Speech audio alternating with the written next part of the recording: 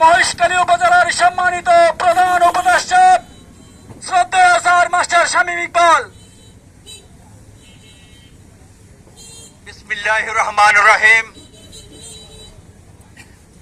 আজকের এই রেলি পরবর্তী শ্রমিক সমাবেশের সম্মানিত সভাপতি, উপস্থিত প্রধান অতিথি, বাংলাদেশ শ্রমিক কল্যাণ ফেডারেশন কক্সবাজার জেলার সম্মানিত উপদেষ্টা জনাব জাকির হোসেন, উপস্থিত কক্সবাজার জেলা শ্রমিক কল্যাণ ফেডারেশন কার্যনির্বাহী সংসদের সম্মানিত সদস্য জনাব অধ্যাপক মোহাম্মদ আলিফ, আজকের এই বিভিন্ন ইউনিয়ন থেকে আসা শ্রমিক নেতৃবৃন্দ এবং শ্রমিক ভাইরা, আসসালামু আলাইকুম ওয়া রাহমাতুল্লাহ।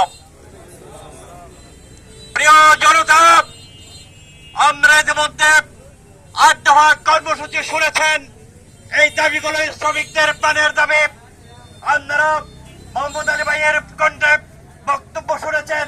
এই বক্তব্যই আমাদের বক্তব্য।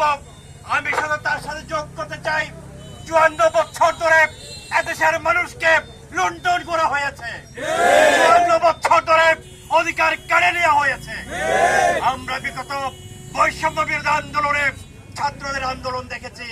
ছাত্ররা তাদের প্রাণের তাজা রক্ত ঝরিয়েছে এবং তার সাথে যখন শ্রম শক্তি যোগ হয়েছে, শ্রমিকেরা রাস্তায় নেমে এসেছে, সৃষ্টি হয়েছে গণবিপ্লবের। আমরা আবার সেই গণবিপ্লবের কথা বলবো। শ্রমিকদের অধিকার যদি রক্ষিত না হয়, শ্রমিকদের জন্য যথাযথ মর্যাদা না হয়, পৃথিবীর বিভিন্ন প্রান্তে শ্রমিকেরা বড় বড় আন্দোলন সংগঠন করেছে। এই বাংলাদেশে শ্রমিকদের অধিকার দিয়ে বামপন্থী রামপন্থীরা ছিনিমিনি খেলেছে। আমরা এখন চাই আল্লাহ রাসূল সাল্লাল্লাহু আলাইহি সাল্লাম যে পথে শ্রমিকদের মর্যাদা বলেছেন, এইভাবে আমরা সেই মর্যাদা দাবি করছি। প্রিয় সংগ্রামী সমাবেশ, আগামীতে শ্রমিকদের দিয়ে সবচেয়ে বড় আন্দোলন হবে। কারণ তাদের রক্তে, তাদের ঘামে সভ্যতা প্রতিষ্ঠিত হয়, তাদের রক্তে, তাদের ঘামে একটা দেশ পুনর্গঠন হয়। তাই এই শ্রমিকদের একতাবদ্ধ করে তাদের ঐক্যবদ্ধ শক্তি নিয়ে সবচেয়ে বড় বিপ্লব সংগঠন করা হবে।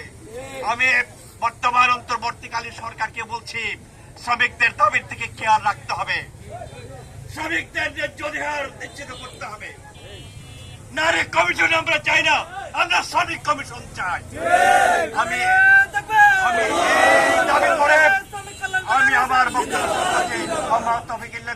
আসসালামু আলাইকুম ওয়া রাহমাতুল্লাহ।